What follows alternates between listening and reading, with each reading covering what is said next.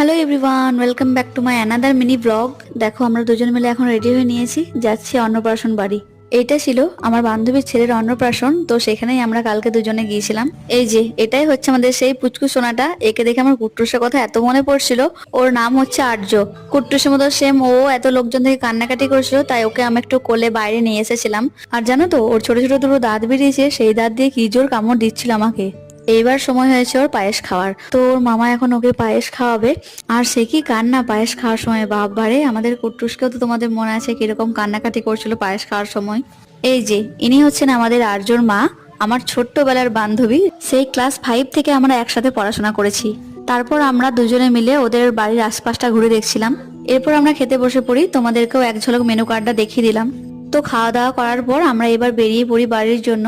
আজকের মতো মিনি ব্লগটি এখানেই শেষ করছি, দেখা হচ্ছে আবার অন্য কোনো মিনি ব্লগে। ততক্ষণের জন্য সকলে ভালো থাকবে। টাটা।